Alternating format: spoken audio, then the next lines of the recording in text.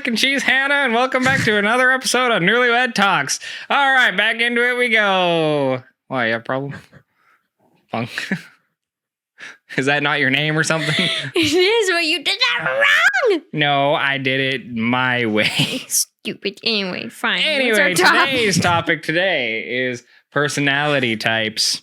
We're going to talk a little bit about that and what they have to do with the whole marriage standpoint. So we're going to kind of blow a little bit past all of the types probably as quick as we can, kind of explaining as much as we actually can recognize or know about it. And then we'll just kind of tell you what it has to do with what we think it has part of for that. Because we're going through the 16 personalities. That's sure why a lot there's of you a lot. have heard of those. Okay. So, There's going to be so many. Here we go. Woo. Okay, number one. This is the the analyst section. The first one is the architect. The architect is imaginative and a strategic thinker with a plan for everything. So this person seems very structured and they think through things. They plan for stuff instead of being spontaneous. They would rather plan, which makes sense. Anyway, second one, logician or logician or logician. And that is the innovative inventor with an unquenchable thirst for knowledge. So it's pretty much those people that are always at school learning about things and doing things and trying to explain everything. Yep. Commander, the bold, imaginative, and strong-willed leaders always finding a way or making one. Yeah, I see that by a lot of different people. That's pretty self-explanatory. I'm the leader. You're not. Getting things done. Next is the debater. Smart and curious thinkers who cannot resist an intellectual challenge. So people that like to argue. Debater. People that like to argue. People that like to talk a lot about situations, things, stuff to kind of get a reaction out of people is what I think. I agree with you. Yep. Next section is the diplomats. First one, the advocate. Quiet and mystical, yet very inspiring and tireless idealist. So they seem like the person who is like immensely creative, but kind of introverted. Introvert creativity. Kind of maybe like the sweet, calm, happy person that you see a lot. Just kind of like, hi, the world's great. Ooh, this awesome thing. Yeah. Next one. The mediator. Poetic, kind, and altruistic people. Always eager to help a good cause. Kind of looks like a hippie. Yeah, a little bit. Always eager to help a good cause. I mean, it could just be anyone that's willing to help a good cause. Yeah, and anyone. Mediates it back and forth, obviously. Makes sense. The character kind of looks like a hippie. I think that's what I was talking about. They look great. These characters are fun. Anyway. I'm cutting that out because that took too long to say. Yep. Next one, the protagonist. Charismatic and inspiring leaders able to mesmerize their listeners. Ooh, people that are really good at speaking on speeches and stuff and is always very convincing. People who can get anyone behind anything. And next is the campaigner. Enthusiastic, creative, and sociable free spirits who can always find a reason to smile. Wow. Yeah. People that are always good with smiling in the midst of anything. My mother just died. Oh, yeah, she's happy. Okay. Thanks, I guess. Kind of social butterfly, happy people. Kind of. Kind of. Yeah, kind of. All right. Next one is Sentinels. Ooh. So we have the logistician.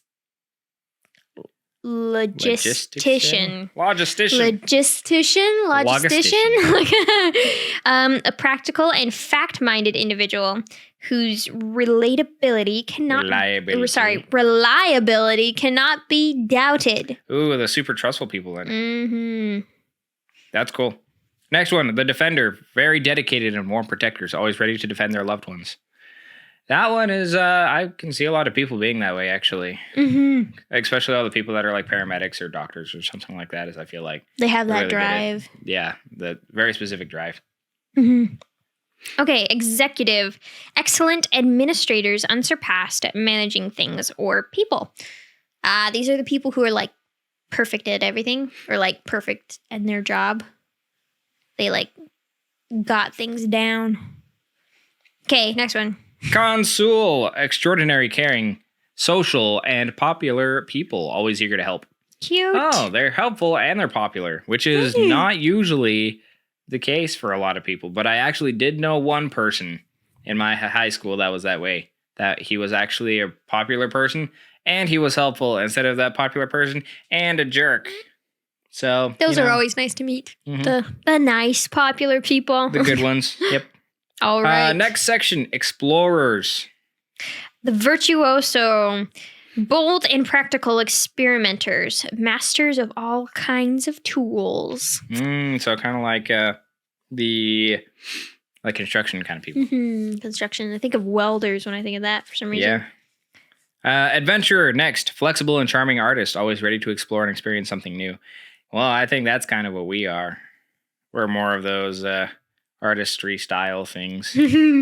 Always experience something new as much as possible. Trying to be flexible. Okay, sorry. Not flexible. Entrepreneur, smart, energetic, and very perceptive. People who truly enjoy living on the edge. Hey. They like I'm to take on the risks. edge of royalties. I don't know if I can sing this song. Next, entertainer. Spontaneous, energetic, and enthusiastic people. Life is never boring around them. That's awesome. That's a Hannah. That's a me? Because she's too energetic and too spontaneous. The people have to laugh at her, so it makes sense. They're like, ha, ha, ha, I don't know why we're laughing, but ha, ha. Okay, that's all 16. All 16 of those right there. There's quite a range, actually, compared to like love languages that we just barely recently spoke about. This is the personality types. I didn't see people pleaser on there anywhere. Where would you consider people pleaser to be? People pleaser.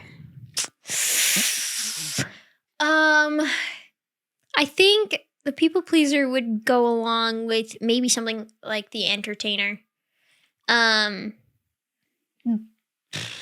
Maybe something also like the I think I actually took this personality test a long time ago. Maybe we're going to have to take this personality test and pause the video and then bring it back later after we're done talking here. And then we'll bring it back. And then we'll talk about what we got. That would be a really good idea. Let's see. Maybe we should say what we think each other is, and then we'll take the test, and we'll see. There's too many options. I can't do that. No. Do you think you're in the analyst group or the... There was a purple group, a green group, a blue group, and a yellow group. That's all I remember. Yep. If you can remember any of these, good for you, because I'm not very good at memorizations. We should take that test. We should take that test. But yeah, so personality types real quick. I feel like it is a pretty massive thing in marriage because if your personalities clash, you're probably not going to be very happy. Unless you're those cute couples who are totally opposite from each other and madly in love. Yeah, but you have to be like polar opposites. You can't be like so similar on something until you hit one thing that just butts heads all the time. Then, that just doesn't work. Yeah, you definitely have to make sure that you are observing and learning each other's personalities so you can actually work together instead of, like you said, just butting heads all the time. And it's definitely one of the hardest things to learn, I believe, because even within 6 months, there's stuff that we still butt heads on that we have never figured out, even though we've tried. And I mean, like, we also dated for almost 2 years before this, guys. So, I mean, this is a whole process. And I mean, we've known each other for over 5 years. So, yeah. I mean, it's been a very long process and we still haven't figured some things out. But the personality, that's what really brings it differently because she's very much like straight in the spotlight kind of person. She loves the spotlight. So, and that sometimes drives me insane. I very much am a spontaneous, crazy person who interrupts a lot sometimes. And we kind of figured out why. But yeah, I very much, I mean, I grew up, so I'm the youngest in my family, very much. I mean, I was 5 years apart from my closest sister, so everybody's super older, like way older than me. So everybody was like, baby! And I just grew up. So she got a little spoiled, yeah. Yeah, but I just kind of like went with it. Yeah. I never felt like, oh yes, I deserve to be in the spotlight. I just kind of was like, oh guys, let's do this. And So I'd she just naturally be out would there. just be in the spotlight. She And, would always find a way to be in it, even though she didn't like force And it was herself never to a be. She always conscious purposefully did it, but thing. not consciously. I think it was just this subconscious like tendency to just be like, yeah, let's do this. And It's like, oh yeah, I want to get my way, input. And like she said, it's the way that she grew up. She grew up in the spotlight all the time. So she always naturally goes through and finds the spotlight in some which way or the other. So that specifically, it used to drive me insane because it was like, oh, it's all about who? It's all about that lady. It's about her. Okay, cool, great, nice. So yeah. But we've gotten a lot better with that. And then there's me and my very harshly jealousy side that I think I get from my mother. And that's what butts heads a lot. It's because I get super jealous, and yet she still just takes it everything. And I'm just so oblivious. I would say my mind goes like 100,000 miles an hour, and I'm like, wait, where are we now? Oh, you're angry. Okay. What did I crap? Like, Pretty wait. much. What did she crap? Oh no, wait, I don't want to know what I crapped. No, but that's kind of what I'm talking about. Is there's just a whole lot of little things like that. I guess this one for us is a bigger thing, not quite a little thing, but like if I wasn't as jealous as I am, like if I was more on that chill side, like a lot of people are, then this might not bother me at all.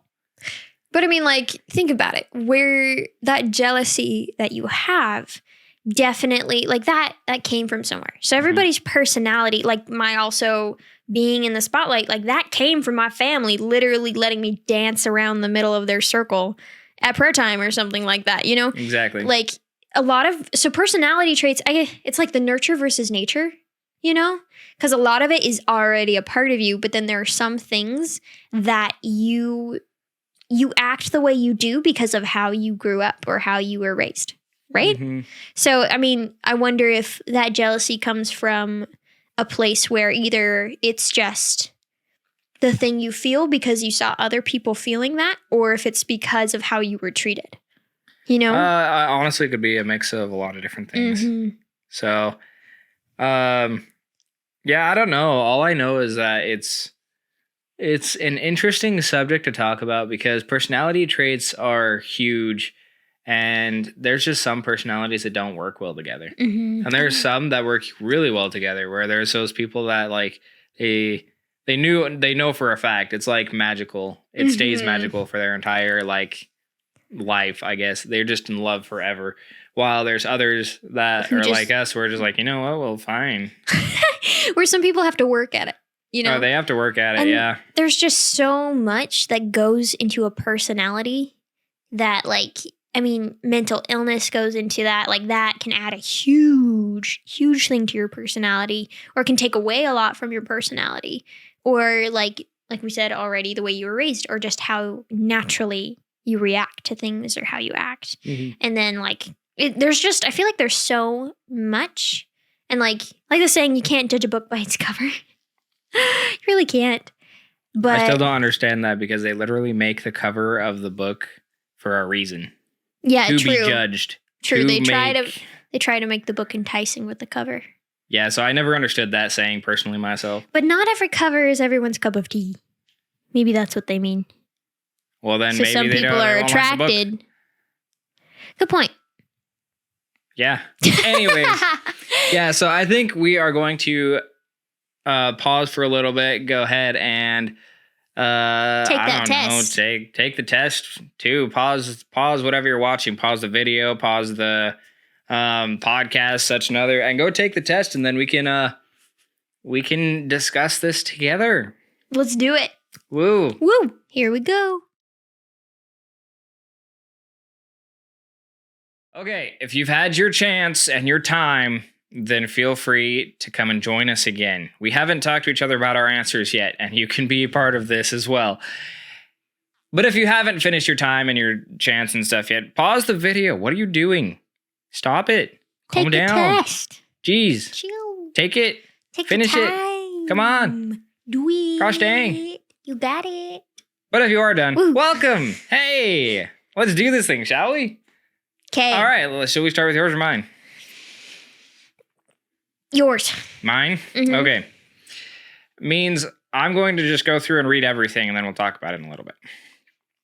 Says, my personality type is a debater.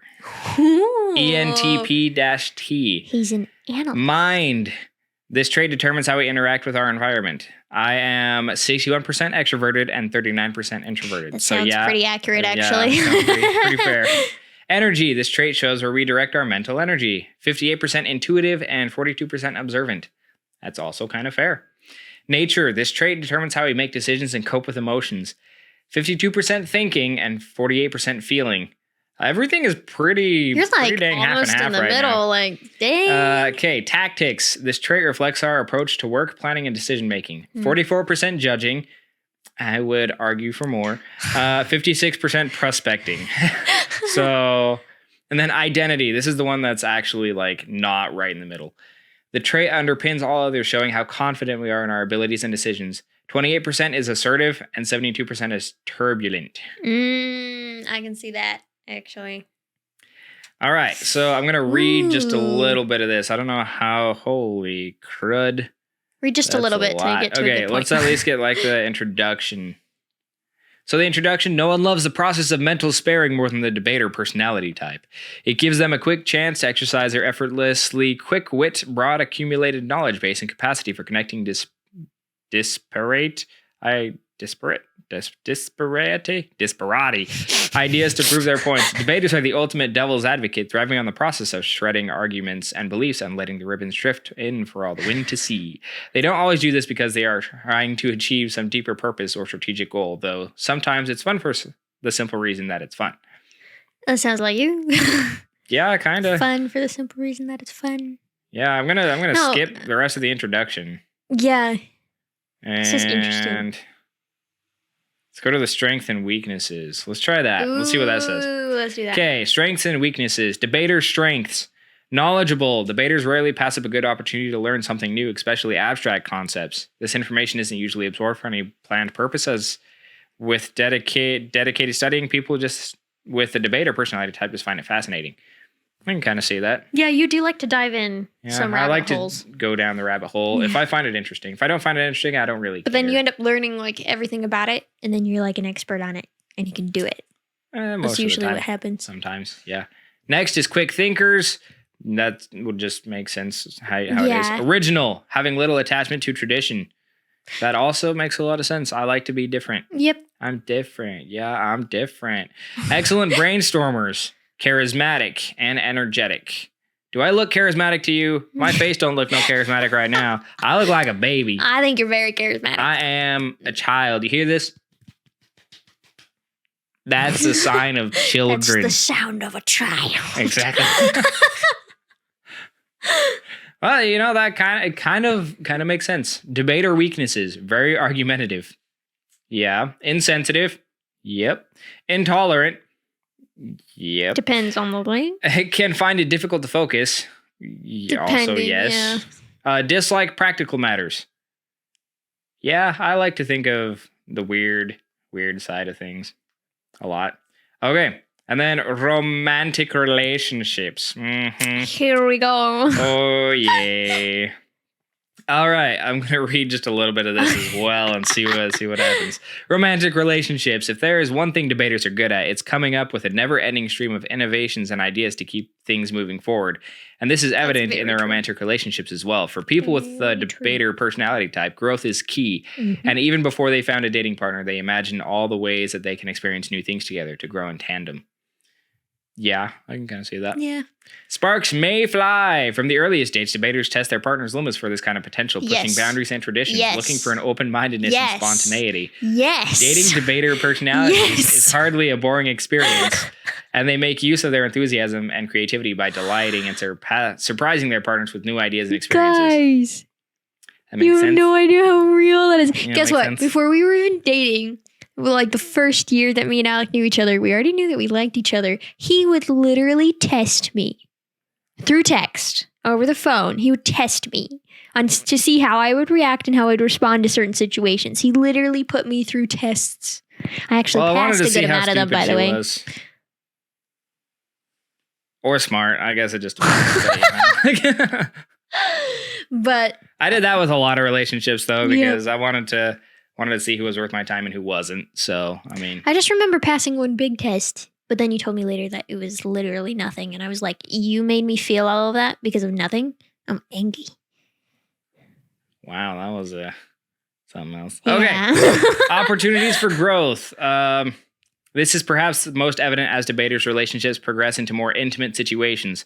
All that exploratory curiosity and enthusiasm has a chance to be expressed in new ways when debaters and their partners come together. And they readily encourage their partners to try new things, to enjoy their intimacy without preconceived limitations. Okay. All right. I guess that makes sense. We're going to skip the rest of that, see that, but we might come back to it because this is the romantic part, and we are talking more of the romantic part of stuff. So... friendships. Let's see how I am with friends. Loyalty, support, emotional feedback. These are not what debaters look for in their friendships. The last thing people with the debater personality type you want to hear is "you're right," not unless they have absolutely earned the distinction in a heated round of intellectual debate. Yeah. Yep. We debate, and then I'm like, okay, yeah, whatever. You win. You're right. Yeah. I don't care. Yeah. Says never a dull moment. They know how to relax and have fun too. It's just that fun to debaters. A bottle of wine and a discussion about the causes of and solutions to the European migrant crisis could be described as an evening from hell by many other personalities. But debaters are a genial and enthusiastic personality type for the most part, and pretty much any situation that allows for conversation and a little wordplay is an enjoyable outing. Nice. Okay. Emotion dismissed, being inclined to suppress their emotions and feelings when debaters are faced with a friend who, figuratively or literally, needs a shoulder to cry on. They have no clue how to handle the situation. Yeah. I think I got pretty decent at it, though.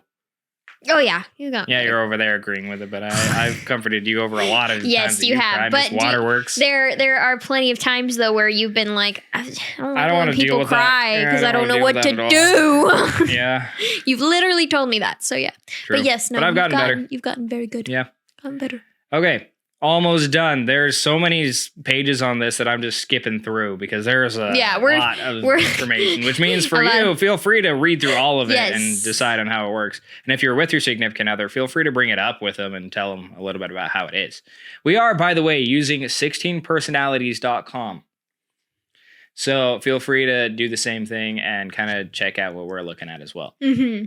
Anyways, Parenthood. One might think that the blustery and flighty natures of debaters would make parenting a particular challenge for them, and in many ways, they'd be right. However, one thing people with the debater personality type loves more than just about anything is a good challenge, a problem to fix, even if it comes to addressing their own weaknesses.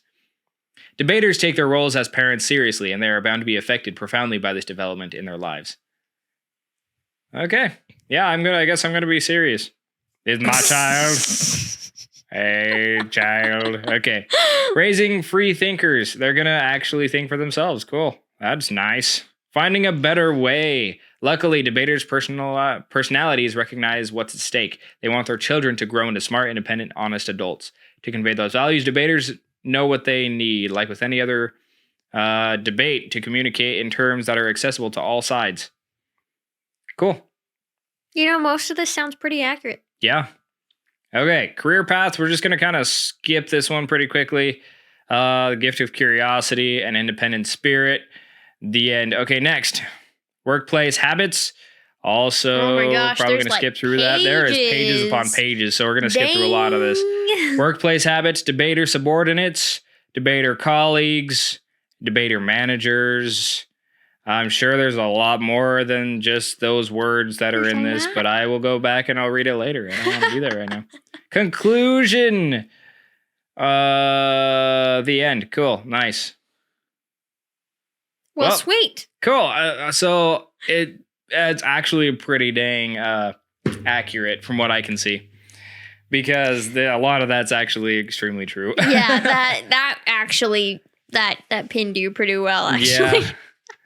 So it's interesting. It's definitely interesting. This is cool. All right. What are you? I got the campaigner. The campaigner. The ENFP. Is that the people pleaser? Might be.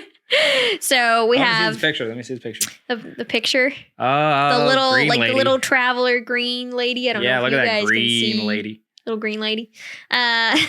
So we have mind, the trait that determines how we interact with our environment. 92% extroverted, 8% introverted. I feel like that's a little high, but pretty A little close. high for introverted or extroverted? Extroverted. Really? Yeah. Don't think I'm that extroverted. No, I know you're a spotlight person, but I think there's some times where you like to get away as well. True. But I guess I could just be 8% for as far as I know. So. True. Energy, the trait that shows how we direct our mental energy. 70% intuitive, 30% observant. Yeah, I can see that. They're not very observant. No, not really. Depends on the Just situation. really bad at it.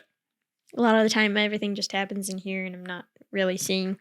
Okay, nature. This trait determines how we make decisions and cope with emotions.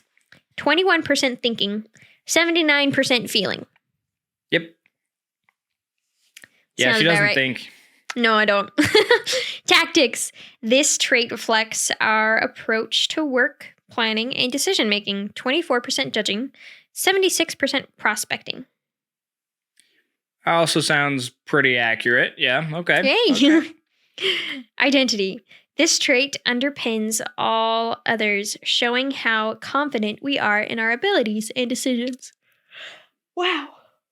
Okay, 37% assertive, 63% turbulent. Okay. I think honestly, I've become more turbulent as like living with different people has affected me. Yeah. Anyway. Okay. We're gonna read through For those some of you who don't know what stuff. turbulent means. Oh, turbulent. Turbulent is kind of like, oh, let me not hit my microphone. It's kind of like going back and forth. You're not assertive. It's the opposite of assertive. Kind of submissive in a sense, Mhm. but So kind of not flexible quite to that or point. like, yeah, you can do whatever you want. Yeah, I'll be right here. Well, you're right there, kind of a thing. I feel like that's kind of what it means. Yeah. If that helps. Okay. All right. Let's read a little bit of this intro, shall we? Introduction. It doesn't interest me what you do for a living. I want to know what you ache for, and if you dare to dream of meeting your heart's longing. That's their little excerpt. Wow. She doesn't care what I'm into. Well, care about that too, but I want to know what your heart is aching for. Food. You know, that's fair. Yeah. All right. Campaigners, the ENFPs, are true free spirits, outgoing, open-hearted, and open-minded. With their lively, upbeat approach to life, they stand out in any crowd. But even though they can be the life of the party, campaigners don't just care about having a good time. These personality types run deep, as does their longing for meaningful emotional connections with other people. Mm. Yeah. Yeah, I can see that. Okay. The magic of everyday life. Friendly and outgoing campaigners are devoted to enriching their relationships and their social lives, but beneath their sociable, easygoing exteriors, they have rich, vibrant inner lives as well. Without a healthy dose of imagination, creativity, and curiosity, a campaigner simply wouldn't be a campaigner. So I'm curious and creative. Curious and creative, but not observant. Seeking joy. Campaigners are proof that seeking out life's joys and pleasures isn't the same as being shallow. Seemingly in the blink of an eye, people with this personality type can transform an impassioned idealist to carefree figures on the dance floor. Can I turn people who are just standing there into dancers? I don't know. Let's see. Strengths and weaknesses. Let's go. All right. Scanning through these Strengths. babies. Curious. Mhm. Perceptive. No. To people with this personality type, no one is unimportant, which might explain how they can pick up on the even subtlest shifts in another person's mood or expression. Do you think I can follow somebody's mood or expression? No, but you do like to involve as many people as you can. Kind of. I like to include people. Yeah. So they're not but I sad? wouldn't say that you're I wouldn't say the other part. I don't know Perceptive? what you're not perceptive. Enthusiastic. I think I'm I hope I'm an You're enthusiastic. Excellent communicators. That's also When a it negative. comes to Were you not answering me, your questions right? Yes, I was. I think I can communicate when it doesn't concern me or something that hurts me. Because I'm not good at that. I'm not good at talking about she's not good at talking my about herself. feelings. But I can talk about anything else. I can do that. Next one. Festive. Festive? Festive. She likes Halloween. I like parties. I like holidays. Yeah. I like them. Good-natured. Yay. Okay, yeah, I can see that. Yeah. Okay, weaknesses. People-pleasing. Hey, there Here we it go. is. We found it. There we go. Most campaigners are uncomfortable with the prospect of being disliked. To maintain this peace, they may compromise on things that matter to them or allow other people to treat them poorly. And when they fail to win someone over, they might lose sleep trying to figure out what to do about it. Yeah. Yeah, I can see that. I think we've mentioned this in a previous video. About her being a people pleaser. Yeah, we probably mentioned it in it's several. a good thing we're talking about it now too. But we have, she's definitely a people pleaser. It's more of that fact of she wants to be everyone's favorite kind of person. Yeah, I want to be someone that everybody likes, and I also hate the idea of making people mad or hurting people or being whatever it is that has negatively affected someone. I really hate. And so for the majority of my life, definitely I have been a people pleaser, trying to make sure that everybody's happy, that all of my friends get along and we're all happy together. But then, obviously it hasn't worked out all the time.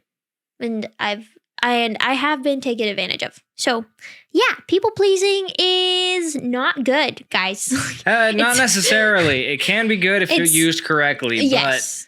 But a lot of people bring it to the extreme where it just becomes a little bit more of that domineering kind of thing instead of a people pleaser, if that makes sense. Yeah. So it's okay to do things that your friends like, but just don't make yourself expendable. Don't be a pushover. So. Okay. Unfocused. Unfocused. Yep. Unfocused. By far. Very much. Disorganized. Also, yep. Overly accommodating. Wait, okay. Yeah, per se. Campaign personalities feel called to uplift others, and they may find themselves saying yes whenever anyone asks them for guidance or help. But unless they set boundaries, even the most energetic campaigners can become overcommitted with too little time and energy to tackle the necessary. Yeah. Okay. Yep. I can see that one. That one's by far. Yep. Overly optimistic. Yep. This is a bad thing. Yep. It's a con. It is a con. A weakness. Yep. Optimism can be among this personality's type's key strengths, but campaigners' rosy outlook can lead them to make well-intentioned but naive decisions. Yep. Such as believing people who haven't earned their trust. Wow. This trait can also make it difficult for campaigners to accept hard but necessary truths. Dang. Okay, last one. Restless. Yep. Yep. I'm just going to say yes to all of those because all of them are true. Ooh, yeah, this is me. Dang. All right. Relationships. I think Relationships is next. All right. Little intro here. It's hard to overstate just how much campaigners care about love. This is a passionate, warm, open-hearted personality type, one that brims with hopes and dreams, ideas, and experiences. And campaigners bring every ounce of this vibrant energy to their romantic relationships. Many campaigners harbor a deep longing to share their lives with another person. As a result, these personalities may feel a bit empty or uninspired when they're single, While their dedication to relationships is admirable, campaigners may need to guard against investing too much of their sense of self in their relationship status. Yeah. Let's see. Fanning the flames. Fanning the flames of passion. Passion. Oh my God, It says right here, baby, more. When campaigners are interested in someone, they rarely hold back. True. Yep. People with this personality type tend to fall in love easily, and they fall hard. Too hard. Very hard. Very, very hard. Campaigners shower their new flame with affection, trusting that the devotion and passion that they feel are real. Let's see. The mystery of relationships. What does that mean? Let's see. Let's see. Mystery. Mystery. Perhaps because they're so unstinting with their affection, campaigners can struggle with the mystery of why some relationships don't work out. Shouldn't love be enough to keep two people happily together? Especially when one of those partners is eager to please as a campaigner. But like everyone, people with this personality type need to remember that relationships are in all ways mutual interests, mutual growth, and mutual responsibility. As many campaigners learn, the fate of a relationship has less to do with whether it was meant to be in some cosmic sense than with how partners treat and communicate with each other. I think I can kind of see a little bit of that, yeah. Maybe not like a lot of it, but I can see some of it, yep.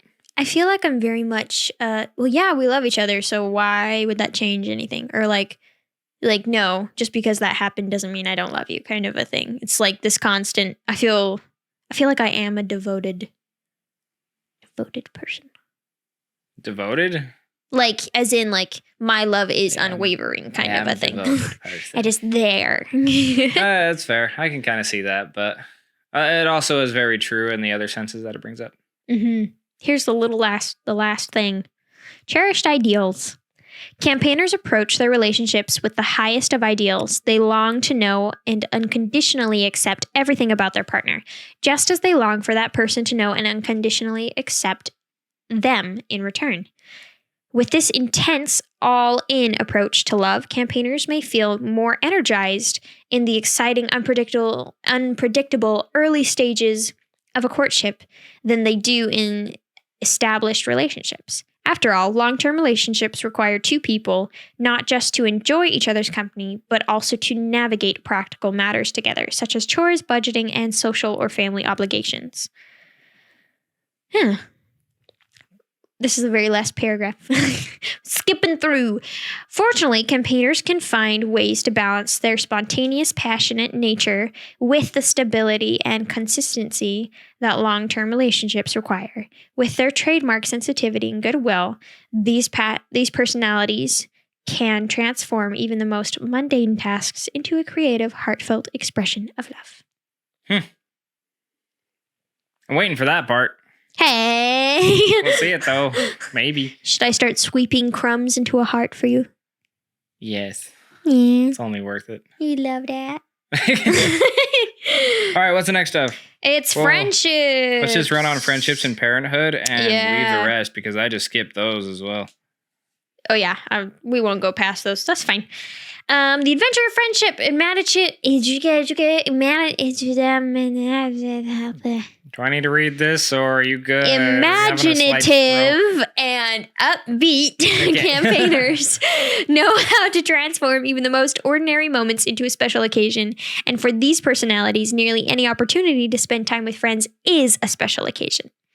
Campaigners cherish their friends, and they'd hate to take a single moment together for granted. Into deep. Let's see, what's this next section say?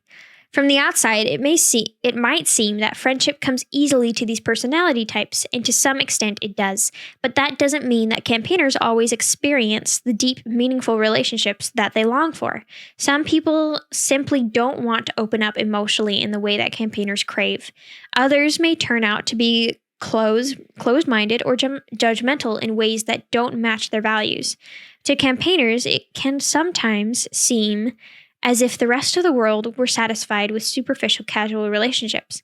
In these moments, they can't help but wonder whether their deep longing for human connection is just too much for other people to handle. I feel that. I do.